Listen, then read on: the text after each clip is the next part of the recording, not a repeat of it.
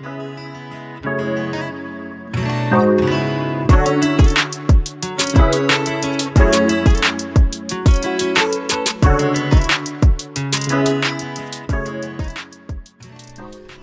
to FYI, the podcast where we have brief career chats with various professionals. My name is Diana Ramirez. And my name is Sarah Shamasha. We are first-year experienced counselors, aka FYE. Hint, hint to our podcast name. Our vision with this podcast is to share the career journeys of alumni who started at the community college. We are starting in 3, 2, 1. We have yet another guest today. Another one. We are so excited to be here again. As we mentioned in the previous podcast episode, that we are bringing guest on guest to share their beautiful stories. And today in the house, we have Nicole. So we're going to pass the podcast mic to let you introduce yourself a little bit. Hi, everybody. My name is Nicole Chung. I am currently a mom, a wife, and a business owner, and also a career-driven person. I have a 9-to-5, and then I have like a business on the side.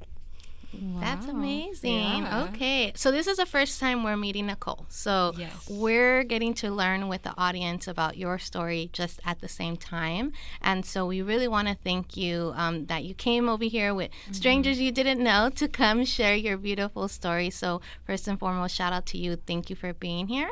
And as we mentioned in our intro, we're just here to have a casual conversation. And so can you tell us a little bit more in your intro in regards to like what community college you went to, what's Absolutely. like your job you do now, just a little bit of that. So I went to San Diego Mesa College years upon years ago. But I went there and studied English and Black Studies, and I ended up majoring later in college, my 4-year college. I majored in English, English literature, and I thought I was going to be a teacher for a second. So I'm a former foster youth, and at the time that I was at community college, I was living in a transitional living program for former foster youth and homeless youth. I lived there from the age of 21. I literally moved in July, and I turned 21 in August, and I was like in the thick of my education career at Mesa. I was like a repeat dropper. Like I dropped all the hard classes and only took the ones that I liked. And then I worked like 3 or 4 jobs. So I was like really in the thick of being 20 and 21. And so I found this transitional living program. I was having issues at home. And when I was there, I looked around and all of my neighbors were Black and brown. And all of the workers, they didn't really look like us. And so I knew at some point I wanted to come back and serve in the capacity of working with people that were underprivileged or homeless or former foster youth. And I specifically wanted to come back and work for Tate Housing. But at the same time, I'm a writer. I love to write. I've been writing since I was 8. And so I majored in English instead of psychology. And I'm so glad that I did. But when I came back, I ended up getting my master's in counseling because my heart really was in social service. Wow. And I think when we're telling these stories, right, I think sometimes students kind of find like the major that they go in for their undergrad, they have to stay with that English major. You only can be an English teacher, but there's just so much that you can kind of do with that. Absolutely. And I tried. So I got my degree in English, and then I came home and I worked in the after school setting. I worked for 6 to 6, and then I was an aide in the classroom for a local charter school. And I also, when I worked at 6 to 6, I worked for like an outside provider where we would go into different elementary schools, different middle schools. And I did so well that I ended up just working for one school for like 2.5 years. And there is when I aided in the classroom and I was the after school provider. While I was there was a lot of mental health needs for our young people that were like ages maybe like 10 to 13. It was 5th grade to 8th grade, and I started a support group, emotional like support group, to help them process through some of the things that they have been going through. And the therapist at the time was like, why don't you get your master's? And I was like, okay. And so I ended up getting my master's, and that really started my journey, like my mental health journey. But I thought I was going to be in education, specifically after school. I worked in after school for 10 years. And I moved up. Like, I was just an aide. Then I was a program director for one of our local charter schools, O'Farrell Charter. And I went from doing K through 8 to K through 9 to K through 12. And I was overseeing all of those programs. Then our grant overseer hired me to come and oversee the grant, which gave me access to all the districts in the county of San Diego. Wow. So I got to travel all over San Diego, meeting principals, schools, after-school providers. A plug-in, there is actually a conference going on the 18th of November. It's called TMSF, Touching Minds, Shaping Futures. And I got to help organize that conference. It's for after-school providers all over the city of San Diego. Humongous. I don't work for them now, but I will be doing one of their trainings. But when I worked for them, I did trainings as well. And so I really thought at the time education was where I was going to stay. But then I realized I didn't pick, my master's was in counseling. And so I had to do my hours, which led me to McAllister Institute. I don't know if you guys have heard of them. I have, yeah. And I worked for them for like 3 years as I was getting my internship hours. And so my journey has been very different in all kind of spectrums. That's beautiful. And so we like to start or have a conversation about this question of what is and it might be hard to put it in one word, so we'll go with phrases, that's okay. But what is a word or a phrase that would describe your career journey and give us some insight as to why? I would say alignment. So I love that. When I said I worked at McAllister for 3 years and the pandemic hit, but right before the pandemic hit, I gave birth to my daughter and I got really sick. She was 4 months old when I went to the hospital. And I didn't really start like my full recovery until she turned 1.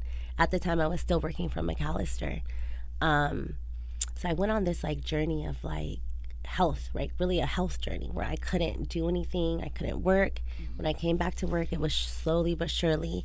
In that time, I had just got my master's. Like maybe I found out I was pregnant. And I was like at the end, like week 2, like only 2 weeks left of doing my program, and I was like, I'm pregnant, which was great, but also unexpected. Like my husband and I weren't expecting it, and then I got sick a year later. So, in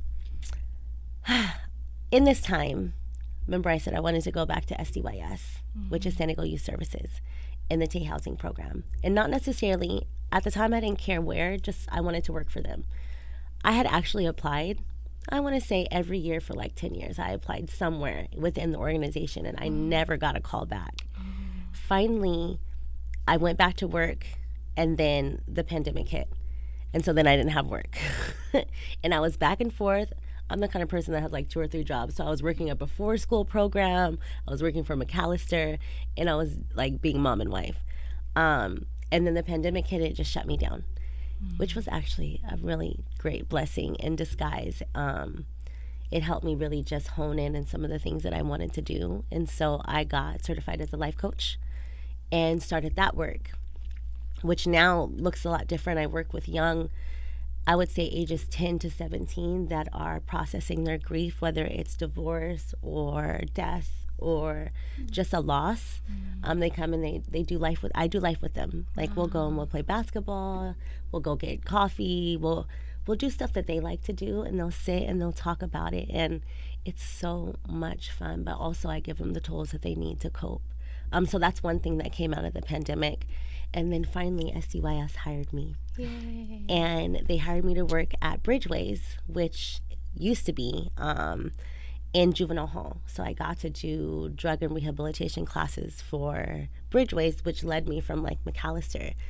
But when I got hired, my boss at the time was like, Nicole, you're way over, like you're overeducated. You don't need to be here. Like every time you get a chance, you need to apply for something else. Yeah. And then Tay Housing had a position.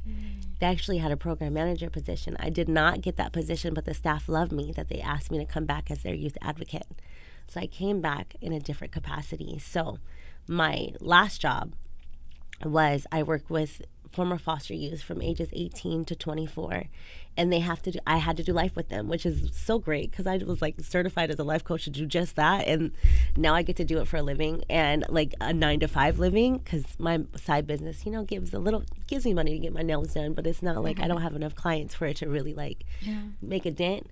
But for 2.5 years, I did life with them. I collaborated with social workers, their lawyers, their schools. And so I did a huge push on community college. Almost all of my youth, you had 12. I would say I have enrolled 10 of the 12 on each season that I've been into community colleges. It's been a huge push. Community college saved my life. I tell them all of the time. And I also tell them, because they're former foster youth, like how much money they can get to go to school. And that's usually always like, I get paid. And I'm like, absolutely, you just got to get good grades. And then placing them in position where they can like do well. And sometimes they do well and sometimes they don't, which is why I think what you guys are doing is really amazing, because sometimes it's really mental. And if we can get them with their mental, then the education will come. And so, that's why I say alignment, because everything I feel like in my life has aligned. Like right when I thought, why did I get this degree? Why did I spend all this money? Why did I go to school for this when I actually wanted to do this? I had all of those doubts. And now where I'm standing, I'm exactly where I need to be. And so beautiful. And I want to like dig a little bit more, but before I do, because maybe we have some audiences that don't know what McAllister is, so because I'm like, I know what it is, but just in case, because I'm like, it's gonna bother me, and we're gonna, what is McAllister? So McAllister Institute is a drug and rehabilitation program, and it's basically detox, and sometimes it's long term, like they do long term classes. Sometimes you're court ordered to go there. I worked in the residential teen home. So it was a 24-hour or a 30-day detox facility where the youth would come in. They would live with us for 30 days in order to detox from whatever drug they were on. And so it was some pretty intense moments, but some of the moments were so great. These kids were amazing individuals, and some of them actually have trickled into the program that I'm running that I'm in right now. Most of them trickle into programs like San Diego Youth Services. And so I've seen a couple of my clients. I actually have a youth, I call him my baby adult. I have a baby adult, and she's so cute, because she's like, you could tell anybody, but she came to McAllister after I left, but she was with my colleagues. And so when she put two and two together, they're like, I knew them. She was so excited, and she's doing such a great job. Like, she's now a mom. She's in school full time. She works in the community. She's just a light. And so I love it. McAllister was hard by all means, but it was definitely a really great experience. So now where I'm at right now, why I say alignment, I just got a position at San Diego Youth Services. I am their new youth and cultural specialist. So when I was living at SDYS, they have a board. Nonprofits are ran by a board.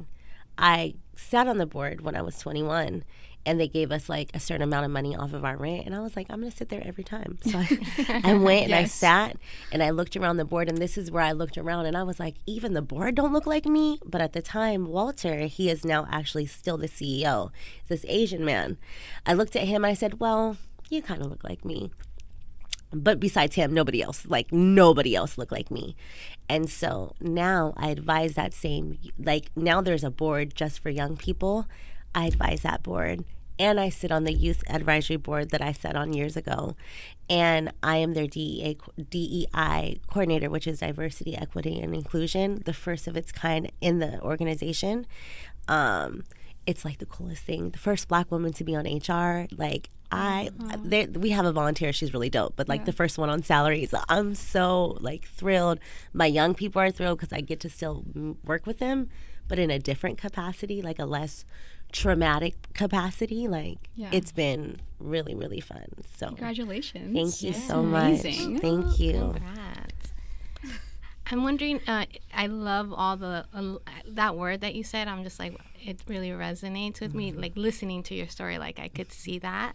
Wondering if we could take it back just a little bit, back to your Mesa days, to kind of learn a little bit about your journey. You talked and touched on it a little bit, but maybe talk about some highlights or challenges as a community college student that you had. Listen, community college changed my life. And if I had not been at Mesa College, I would not have moved into Tay housing. Let me just start with that. I had a classmate. So when I was there, I was part of something called the Black Student Union. And also I was the TA to the Black Studies professors for the Black Studies department. But before all that happened, I got fired for the first time ever. I remember I was working at a coffee shop, and I don't know why they fired me, but they fired me. And I didn't know what I was going to do with my life. And at the time, my professor, I don't know how I got into her office, but I just got into her office and I'm like crying my eyes out. And I was like, I lost my job and my dad wants to kick me out. And my dad didn't want me to kick me out for that reason alone. But I felt very troubled and I felt like I didn't have purpose and I didn't know what to do. And Dr. Takima Mayasa, because now she's a doctor. Yes, shout out. Right, shout out. I sat in her office and she said, oh, you're going to school. Like, you're going to sign up for all my classes. You're going to come work for me. And there's your life. So I did. I signed up for all her classes. I had already been there, but at that moment, I remember thinking like, I need to work. And she's like, you don't need to work. You can come work for me. You're staying in school. And so there we went. I became the president of the Black Student Union. And my friend at the time, before I became the president, I was the vice president. And the president at the time was living at Tay Housing. And that's how I got connected to Tay Housing. So back to my experience at Mesa. Man, when I tell you, so I grew up adopted. I was a former foster youth and then I was adopted. And I didn't grow up in a Black family, but I didn't really know like my roots. And back then, being a mixed little girl was really popular. Like anything other than saying I'm a Black girl was like set you apart. But when I sat in these Black Studies classes and I realized like who I was and where I came from and what a rich history it was to be a part of the Black community, it changed my perspective on life. It changed who I was as a person. And I like attribute that to Mesa. Like if I had not gone to community college, I would have never met the people that I met, formed the relationships I have. Takima Mayasa, Dr. Mayasa is my family. Like to this day, I just literally saw her the other day. My kids and her grandkids are friends. Like my kid, because I only have one kid, but I have so many other kids that are around me. But my kid and her grandkids are like, they're family to each other. And back then, community college was that. It was family. Like any and everybody that you met. I had friends that my esthetician was my friend at Mesa. My community partners, I see them and they were my classmates at Mesa. Community college should be the choice. Like I understand 4-year colleges now. If you get it paid for, go ahead. But go to community college. It was life-changing for me. Yeah, and I could relate to that sense of family. I went there, right? And so being able to connect on a cultural lens, on having people understand that and reading books on that kind of sense really kind of provided that support, like you said, to explore who you are, your identity and your experiences, be a bit more validated. Absolutely. And then even, our history is not taught K through 12, not the way that it should be. And I remember sitting in class angry sometimes, like, what? No one told me this happened. And now as I watch my young people go through the classes and they're calling me and they're like angry. And I'm like, it's okay to be angry. That's called righteous anger. What you about to do about it? Yeah. And then they're like, because that's why I joined the Black Student Union. And I was like, what you about to do about it? And they're like, oh, let me think about that. And even just having them just think about what can I do and what can I do differently? And then being able to affirm it and say, hey, affirm them and say, even you just educating yourself is the first step. I think more of us in this country need to be educated on our history, and not just our history, but Chicano studies, Asian American studies. I just did a DNA test and found my dad, and was born in the Philippines. Wow. I would have never known ever in my life. And everyone's like, now they're looking at me like, oh, we see it. And I'm like, yeah, that's great. For like 30-something years, I had no idea. No one ever said that. Absolutely. Now you see it. Now you see it. And so I think those classes are the heart of community college, and we should never get away with them, do away with them. I tell my young people, take a cultural studies class along with every other classes that you have to take, because that will always be fun and you will always be enlightened, and it will always feel like you're not doing the work even though you're doing the work. And so I really love community college. I'm gonna be a professor one day, and I'm that's what I'm saying. This is my manifestation, is that I'm gonna be an adjunct professor. because I want to teach too. We have it on record in the Absolutely. mind. Absolutely. So the next podcast, like years from now, you're like, yes, I said it in that one podcast, Let's and now go back. I'm an adjunct, a full-time potentially. Absolutely. Yeah. I Thank love doing all kind of stuff. So I can't see myself like just doing one thing, but teaching is definitely part of my like short-term, long-term goal for sure. That's awesome. I hope it comes true. I know it will come true. Absolutely. Thank you so much for sharing your story. Of course. Just to kind of end it off, I do want to ask a question. What would be, because we do get a lot of students kind of, I think they got a lot of from your life experience, and it was such a joy to listen to it. But I think if you could give them like an advice of how to navigate the challenges maybe that you went through, maybe something they're like, oh, maybe if I can share this, some of the challenges I went through, they might not go through, like knowing this or hearing this. So you're right. I didn't talk a lot about my challenges. I was not a studious. I didn't know how to study. Yeah. I graduated from high school probably with like a 2.5. I only kept my grades to play sports and to do music. And I just barely passed high school. And so when I got to community college, the classes that I strived in, I kept. And the other ones, I said I was like a habitual dropper of classes. And so I didn't know how to tap into the resources that Mesa College had. I didn't know how to tap into, back then they didn't have Next Step. Next Step is for former foster youth. Back then they didn't have, I don't know what, there has to be like, there's other EOPS. They had EOPS, but I didn't really know how to tap into EOPS. Like there were so many assistant programs. I didn't know that I could get a DSPS letter because I struggled with paying attention and attributes of ADHD. I didn't know that that was a test that I could take, and testing would have been easier for me if I had just known those things. And so if I could say anything about my challenges, is that I didn't know the right things to ask, and I did not take advantage of my school counselors. And I wish I had. And so take advantage of your school counselors, take advantage of the program that you guys have, take advantage of EOPS and the counselors that they have there. Ask all the right questions.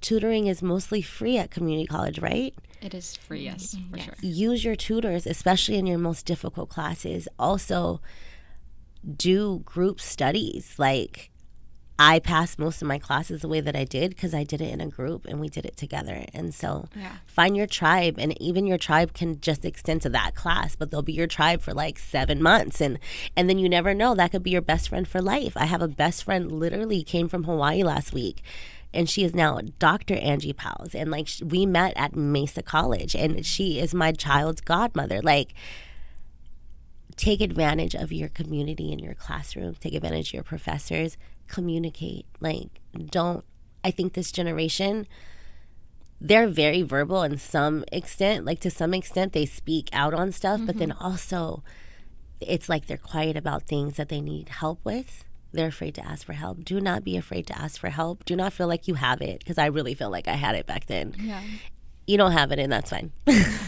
And then the things that you have, you do great at. Yeah. But always recognize your weakness and then move that way. Yeah. Thank you. That was great advice. Thank you. I have so many more questions, but we said we were going to be brief. So maybe, some other way we can more extended story at a different time, or I don't know. But thank you again so much. It was very brief, but I'm so intrigued and feel like it was just 2 minutes ago that we started the podcast. Yes. But one more beautiful, amazing story. We thank you for coming onto our Grossmont campus, and we welcome you, and definitely the partnerships that we can kind of connect with. And anything you want to close off with, Sarah? No, you did a really great job summing it up, Diana. But I do want to thank you again, again. It was honestly like I've learned so much from your story, and I'm so glad you came today, and that our audience gets to hear your story, relate to it, and learn from it, and all of that kind of stuff. So thank you so much. I appreciate you both. Thank you. Alrighty, we're closing it off. Thank you again for listening to an episode of FYI. We'll see you next time. Bye. See you later.